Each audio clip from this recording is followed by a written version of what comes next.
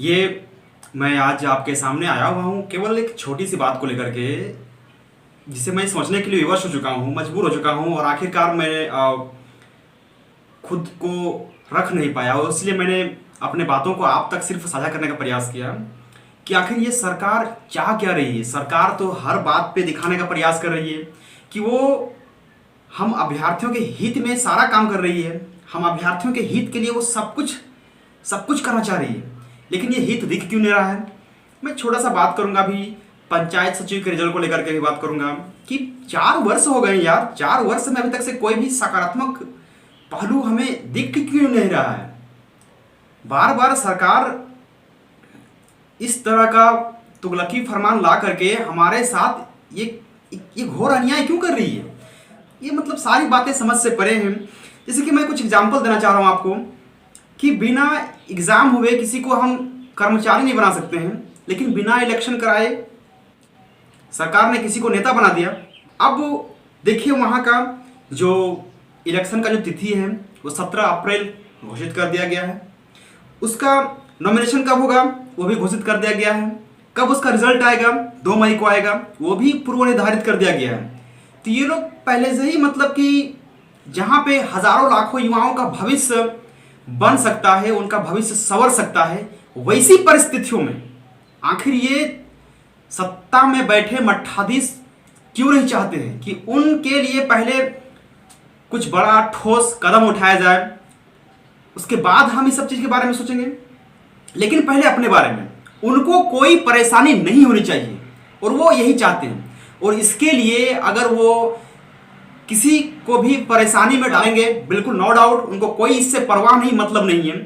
अब चुनाव होंगे तो उसका रिजल्ट आएगा, वो परिणाम घोषित कर दिया गया है और उससे बड़ी बात की उनको तो पहले ही मंत्री घोषित कर दिया गया है। तो पंचायत सचिव का रिजल्ट के बारे में बात करेंगे तो इसका एग्जाम हुआ, रिजल्ट भी आया, फिर एग्जाम हुआ, फिर रिजल्ट आया, फिर डॉक्यूमेंट वेरिफिकेशन हुआ। सारा प्रक्रिया करने के बाद भी अभी तक से रोक के क्यों रखा गया इस चीज को। सिर्फ पंचायत सचिव नहीं, मैं झारखंड की विगत सारी बहालियों के बारे में बात करूंगा कि सरकार जिस तरह का फरमान ला रही है, इससे साफ जाहिर हो रहा है कि वो या तो फिर किसी राजनीतिक षड्यंत्र का शिकार हो रहे हैं या तो फिर उनके अंदर एक बड़प्पन दिख रहा है, जिन्हें यह नजर नहीं आ रहा है कि जो युवा सरकार को तख्त ताज पे लाए हैं आज वो उन्हीं को धोखा दे रहे हैं। तो क्या ये वक्त फिर नहीं बदलेगा? वक्त ही बदलेगा। हम धैर्य भी रखे हुए हैं और धैर्य रखेंगे भी और हमारी भी बारी आएगी। और मैं थोड़ा सा और कुछ पूछना चाहता हूँ यहाँ पे जेपीसी के बारे में थोड़ा सा मैं बात करना चाह रहा हूँ कि बताइए कि अभ्यर्थी लगातार स्ट्राइक पे स्ट्राइक किए, आंदोलन पे आंदोलन किए, बहुत सारे अनशन हड़ताल भी किए कि उनकी उम्र सीमा को बढ़ा दिया जाए। लेकिन क्या किया आखिर सरकार ने? नहीं बढ़ाया, उनकी एक ना सुनी गई। और क्या किया गया, क्या कहा गया कि वो लोग अधिकारी बनने के लायक नहीं है। बताइए, यहाँ पे खुद माननीय मुख्यमंत्री जी के पिताश्री 80 साल के हैं और वो सांसद में एक सीट खा के बैठे हुए हैं। क्या जरूरत था? वो चाहती क्या है, वो सरकार आखिर चाहती क्या अपने आप को कि वो पूरी तरह से अपने परिवार को ही सर्वसत्ता और मतलब कि ये तो हद है भाई। कोई भी मतलब कि अबुआ देश अबुआ राज कर करके लूट रही है झारखंड को और हम जैसे आप जैसे पढ़े लिखे युवा बस तमाशा बीन हो गए, तमाशा देख रहे हैं। वो वाकई में हम लोग कर भी क्या सकते हैं?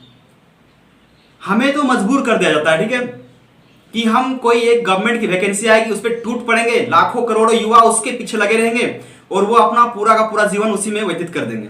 जब नहीं होता है थक हार होते हैं और फिर कहीं दूसरा जगह में फिर लगते हैं। और मतलब कि एक अजीब सा नहीं लगता है कि जो युवा पिछले लगातार लंबे समय से एक प्रक्रिया की तैयारी कर रहे थे कि हम भी अधिकारी बनेंगे, वो 35 साल के बाद अधिकारी बनने के लायक नहीं रहेंगे। लेकिन खुद माननीय मुख्यमंत्री जी 50 वर्ष के होंगे और वो युवा मुख्यमंत्री कहला सकते हैं। उनके पिताश्री 80 साल के रहेंगे, वो सांसद में जा सकते हैं।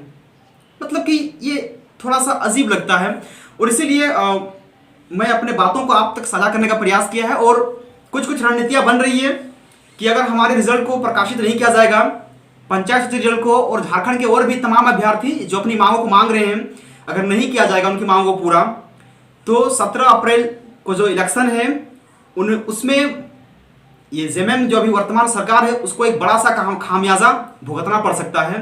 हम अभ्यर्थी केवल अपना रिजल्ट का मांग कर रहे हैं। हमारे रिजल्ट दे दीजिए, हम लोग चुपचाप शांत होकर के अपने जीवन बसर करेंगे। हम लोग अपने जिंदगी को उसी में बिजी कर देंगे। और अगर हमारे पास कुछ पाने के लिए रहेगा भी नहीं ना, क्योंकि हमारे पास ऑलरेडी खोने के लिए कुछ भी नहीं है। जो था वो है पंचायत सचिव, और लग रहा है आप सरकार के इस तरह का तानाशाही रवैया अपना रहे हैं कि अगर वो हमें नहीं मिलेगा तो फिर एक होता है ना कि पागल हाथी जब होता है ना तो शहर में आके ही आतंक मचाता है। फिर उसके बाद ये चुनौती होगी सरकार को कि वो अभ्यर्थियों को कैसे संभालेगी। जब इतने सारे अभ्यर्थियों को सरकार बेरोजगार करेगी, इतने सारे अभ्यर्थियों के, इतने सारे युवाओं के भविष्य के साथ अगर सरकार खेलेगी तो ये युवा भी चुपचाप नहीं बैठने वाले हैं। वो भी अपना हक और अधिकार का जवाब मांगेंगे और उनको देना भी होगा।